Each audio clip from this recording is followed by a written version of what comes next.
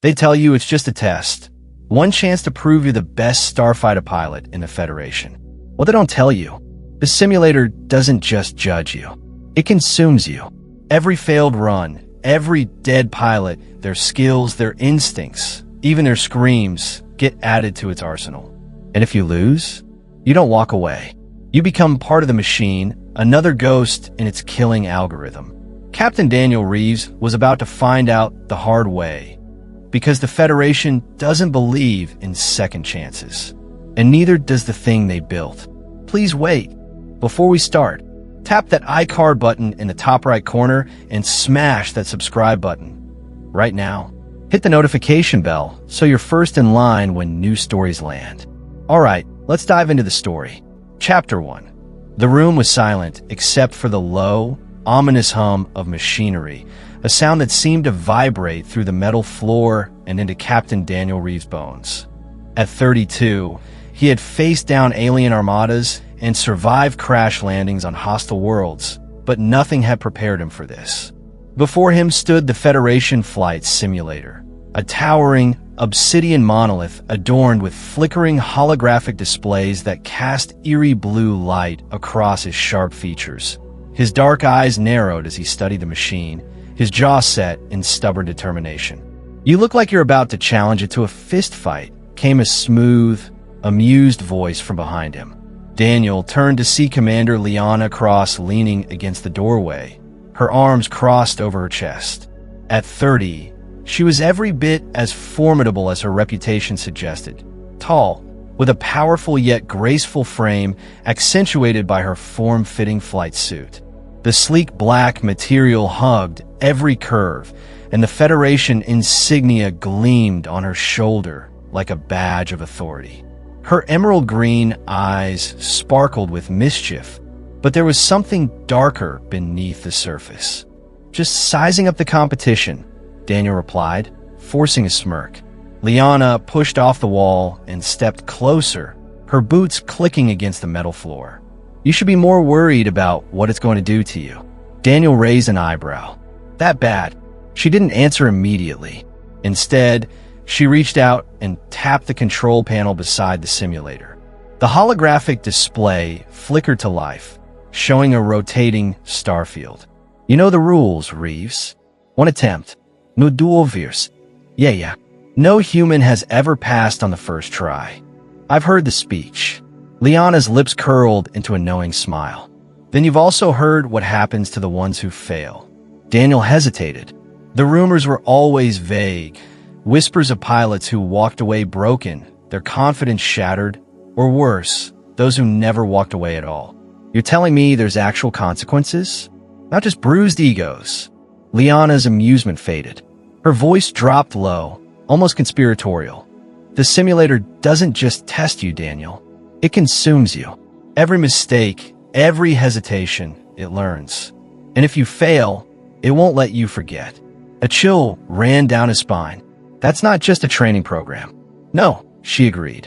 "It's a battlefield, and you're stepping into it alone." The console beeped, and the holographic starfield dissolved into a single, pulsing message. "Simulation loading." Daniel exhaled sharply, rolling his shoulders. "Well, no pressure, right?" Liana smirked. "Try not to die. I'd hate to have to find a new sparring partner." "Wouldn't dream of it," he shot back, flashing her a grin before turning to the simulator. The hatch hissed open, revealing the cockpit. A tight, claustrophobic space lined with controls that glowed ominously in the dim light. Daniel slid into the seat, the restraints automatically locking around him with a series of mechanical clicks.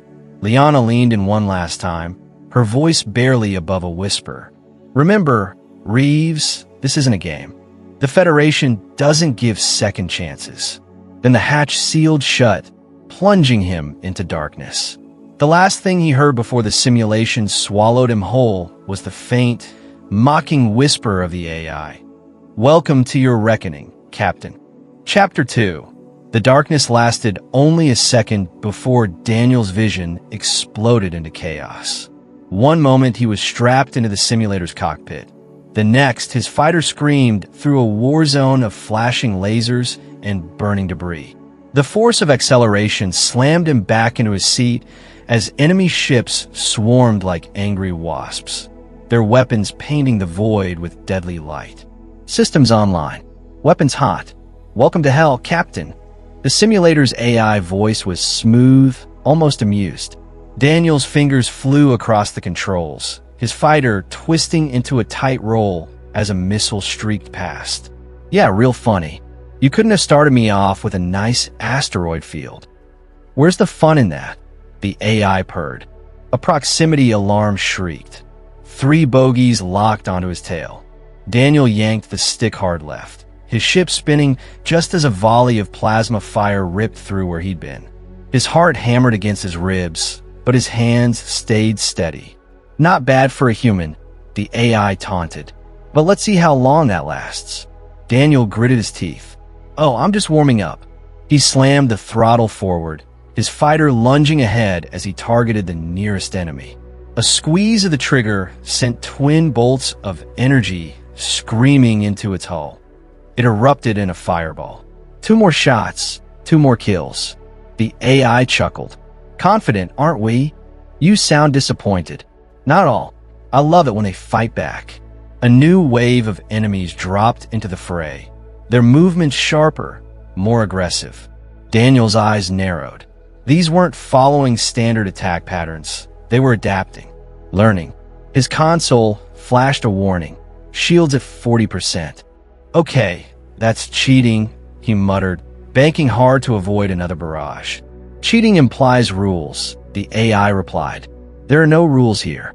A massive capital ship loomed ahead, its cannons charging with a deadly hum. Daniel's stomach dropped. Oh, come on. Problem, Captain? Yeah, your idea of a fair fight. He wrenched the controls, his fighter diving into a spiraling freefall as the cannons fired. The beams seared past, close enough to scorch his shields. Alarms blared. His left engine was hit. Warning, structural integrity compromised. The AI announced, far too cheerfully. Daniel's fingers flew over the damage control panel. You're enjoying this way too much. Would you prefer I cry? A fresh wave of fighters screamed toward him. No time to think, just react. He flipped his ship into a wild corkscrew, firing blindly. One enemy exploded, then another. But then, a missile-locked tone wailed in his ears. His blood turned to ice. Too slow, the AI whispered. The impact tore through his hull like paper. The last thing Daniel saw was the cockpit shattering around him. Then darkness. The simulator screen flickered red. Simulation failed. The hatch hissed open, spilling cold light into the ruined cockpit. Daniel sat frozen, his breath ragged, his hands still gripping the controls like they were the only thing keeping him from falling into the void. Liana's voice cut through the silence. Told you it wasn't a game. Chapter 3. Daniel's hands were still shaking as he stepped out of the simulator pod, his flight suit clinging to him with cold sweat.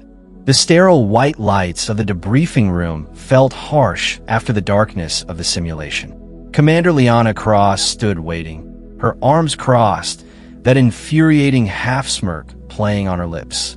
8 minutes, 42 seconds, she said, tapping a data pad. Not the worst time we've seen. Not the best either. Daniel wiped his palms on his thighs, forcing a grin. What? No, welcome back from the dead. Liana's smirk faded. You weren't dead. Just defeated. Yeah.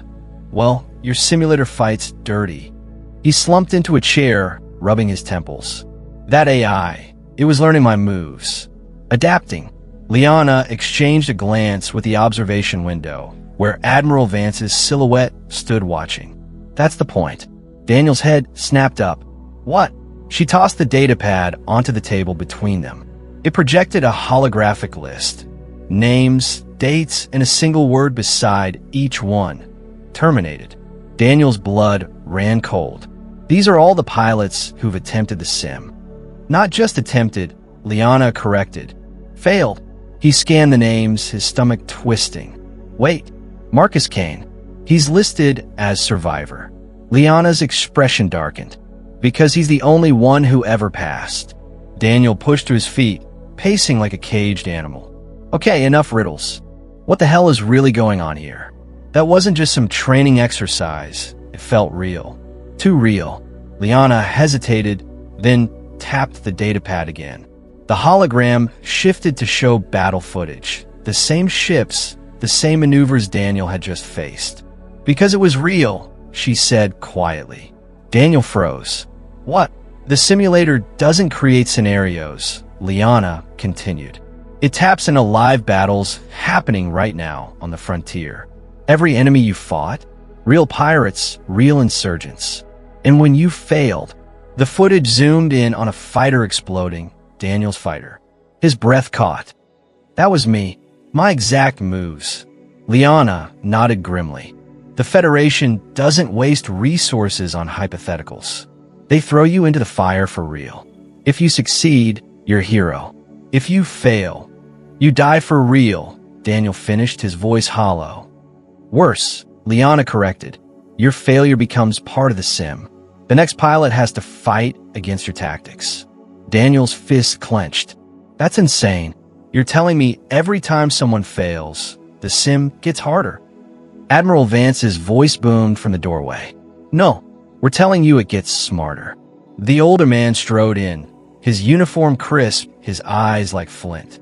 Every loss teaches the enemy. Every mistake makes them stronger. And humanity can't afford weakness on the frontier. Daniel rounded on him.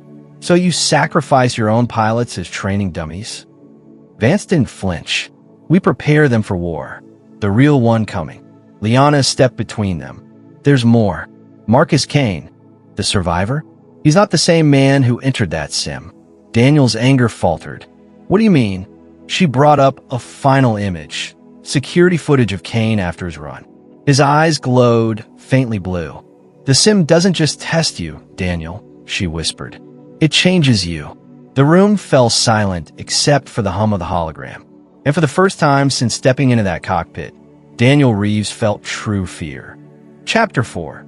The bar was called the Rusty Airlock, a dimly lit dive on the lower decks where pilots went to either celebrate victories or drown defeats. Neon signs flickered over dented tables, casting shifting blue and red shadows across Captain Marcus Kane's face. At 35, he looked a decade older, his once sharp features now gaunt, his military short hair streaked with premature gray. But it was his eyes that unsettled Daniel the most, that unnatural, faint blue glow lurking behind his pupils. Daniel slid into the seat across from him, pushing a glass of amber whiskey across the table. You're a hard man to find, Kane. Marcus didn't touch the drink. His fingers, scarred and twitching slightly, traced the rim of the glass. Not hiding, just selective about company these days. His voice had a strange quality to it, like two people speaking at once. Daniel leaned forward. I need to know what happened in that sim. A bitter chuckle escaped Marcus's lips. You already know the basics. Survived where others died. Big damn hero. His glowing eyes flicked up. Except that's not what really happened, is it? The air between them grew heavier. At a nearby table, a group of junior pilots burst into laughter, the sound jarring against their quiet intensity. Daniel lowered his voice. Liana showed me the footage. Your eyes are the least interesting part of this, Marcus interrupted. He finally grabbed the whiskey, downing it in one swift motion. You think you fought an AI in there? That was just the welcoming committee. A chill crawled up Daniel's spine. Then what's really running the sim? Marcus's glass hit the table with a sharp crack. Us. All of us who went before. Every failed run. Every dead pilot. Their patterns, their instincts, their very consciousness gets absorbed. His glowing eyes locked onto Daniel's. You don't just fight the simulation, Reeves. You fight every poor bastard who failed it before you. Daniel's drink suddenly tasted like ash. That's impossible. Is it? Marcus's hand shot out, gripping Daniel's wrist with surprising strength. Tell me, when you were in there, did you ever feel like the enemy knew exactly what you'd do before you did it? The memory flashed. Those perfectly timed counterattacks. The way the enemy ships anticipated his every move. Marcus saw the recognition in Daniel's face and released him. Yeah, Thought so. A waitress approached, her smile fading as she took in Marcus's eerie eyes. Another round, gentlemen? No, Daniel said quickly. We're good. As she retreated, Marcus leaned in closer. Here's the kicker, Reeves. The Federation knows. They're not just testing pilots, they're building something. A perfect collective combat intelligence stitched together from all our failures. Daniel's mind raced. That's why they only give one attempt. They don't want survivors talking. Marcus's smile was ghastly. Now you're getting it. He tapped his temple. And the ones who do survive, we're not right anymore. We're connected. Outside, alarms began blaring. The distinctive wail of a security breach. Marcus's head snapped up. They're coming for me, he whispered. They always know when I talk. Daniel grabbed his arm. Come with me. Marcus was already standing, throwing credits on the table. No, you need to stay away from me. But listen carefully, there's a backdoor in the Sims code. Kane 7 Zulu Alpha. It's the only way to beat it. Boots pounded in the corridor outside. Marcus turned to leave, then hesitated. One more thing. That form-fitting suit Liana wears? It's not just for show. It's neural linked. Lets her interface directly with the Sims core. His glowing eyes bored into Daniel's. Ask yourself why they need that. Then he was gone, vanishing into the service corridors just as armed security burst through the front entrance. Daniel sat frozen, Marcus's final words echoing in his mind as the bar erupted into chaos around him. Chapter 5. The security alert was still blaring when Daniel slipped into Liana's private quarters uninvited. The room was unexpectedly warm, bathed in the soft glow of holographic star charts that floated above her desk. Liana stood with her back to him, already speaking before the door fully closed. How long would it take you to break in here? Daniel froze. You knew I'd come?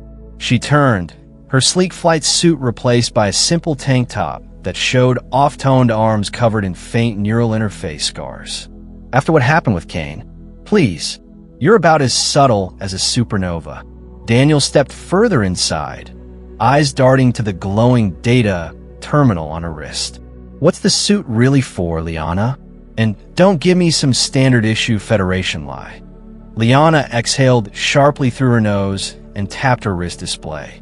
The star charts dissolved, replaced by security footage of Marcus Kane being dragged through a corridor by black-clad operatives. You saw what happens to people who ask too many questions, she said quietly. Daniel's jaw tightened. I'm still asking. For a long moment, Liana just studied him.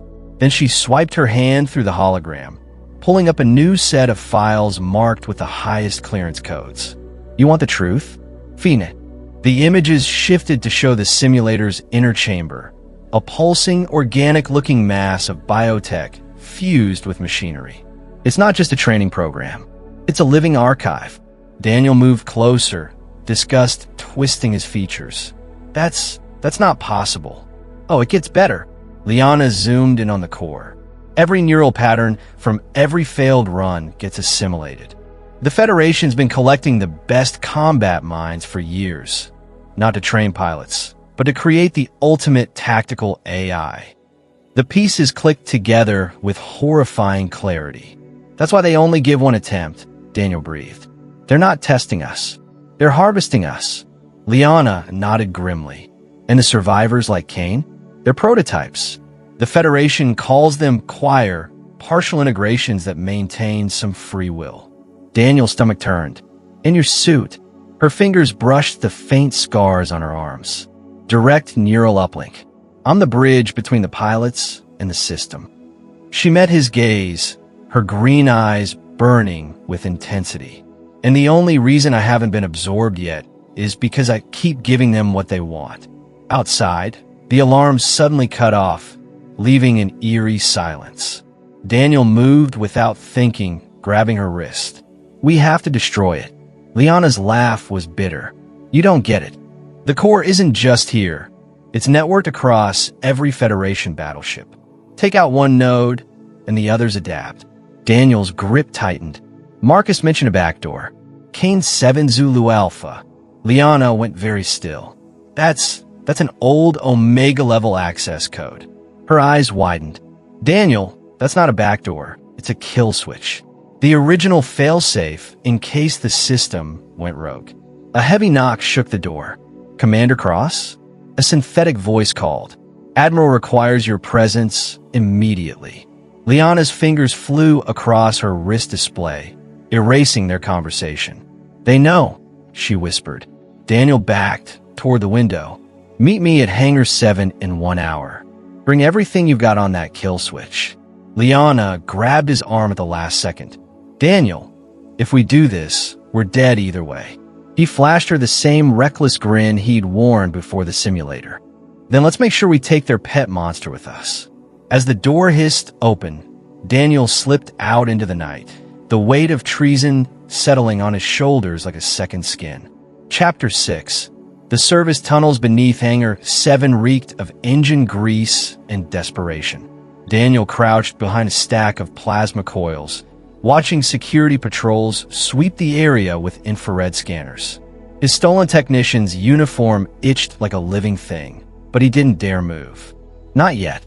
A shadow detached itself from the darkness beside him.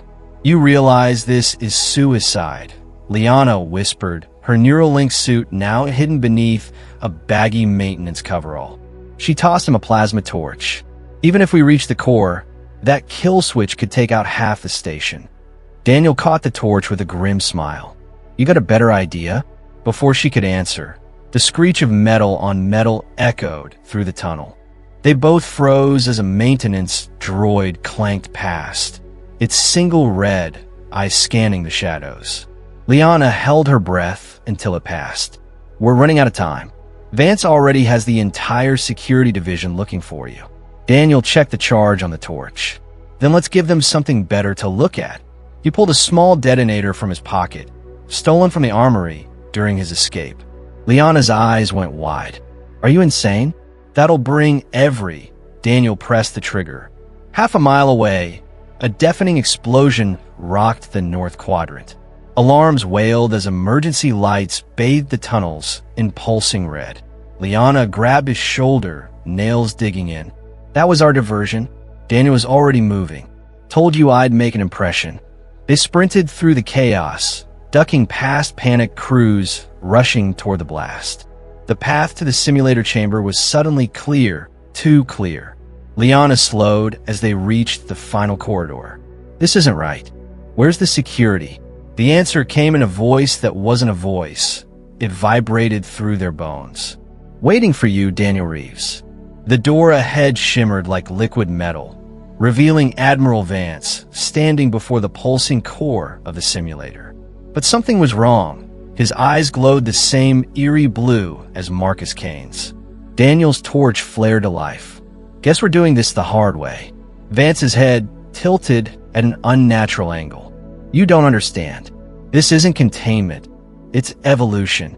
His hand gestured to the organic machinery surrounding them.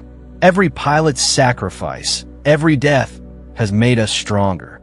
Liana stepped forward, her own eyes blazing with defiance. You're not US, Admiral. You're just its puppet now. The walls around them began to move, tendrils of biotech snaking toward them. Vance's voice distorted. The Federation needs weapons to survive what's coming. We are that weapon. Daniel lunged, plasma torch screaming through the air. We're pilots, not ammunition. The torch connected with the first tendril, sending up a shriek of burning flesh and metal. Liana was already at the control panel, her fingers flying across the interface. Daniel, the code now. He barely dodged another attack, rolling to her side. Kane 7 Zulu Alpha. Liana input the sequence. The entire chamber trembled. Vance's body convulsed. No, you don't know what you're... The core pulsed once, a massive concussive thump that threw them both to the ground. Then silence. Daniel coughed, pushing himself up. Did it work? Before Liana could answer, the core split open like a rotting fruit, revealing rows upon rows of preserved brains, each connected by glowing filaments. And at the center, pulsing weakly, was a familiar face. Marcus Kane's, suspended in fluid, his mouth open in a silent scream. Liana stumbled back. Oh God! They were using him as the central processor. The chamber lights flickered. Somewhere deep in the station, containment fields failed. Daniel grabbed Liana's hand. We need to go. Now. As they ran, the last thing they heard was Vance's voice, now broken and human again, whispering after them. You've doomed us all. Chapter 7. The escape pod shuddered violently as it broke away from the station, alarms blaring through the cramped cabin. Daniel gripped the controls with white-knuckled intensity, watching through the viewport as the massive Federation installation began to come apart at the seams. Liana strapped into the co-pilot's seat, her fingers flying across the NAV console. Containment breach spreading through all sectors. The entire neural network is collapsing. A brilliant flash erupted from the station's core, momentarily illuminating their faces in the dark cockpit. Daniel didn't need instruments to know what it meant. Marcus, the others. Are they? Free, Liana said quietly. Finally, the comm system crackled to life. Admiral Vance's voice distorted with static and pain. Reeves, you don't understand what you've unleashed. Daniel's hand hovered over the comm. We understood exactly what we were doing, sir.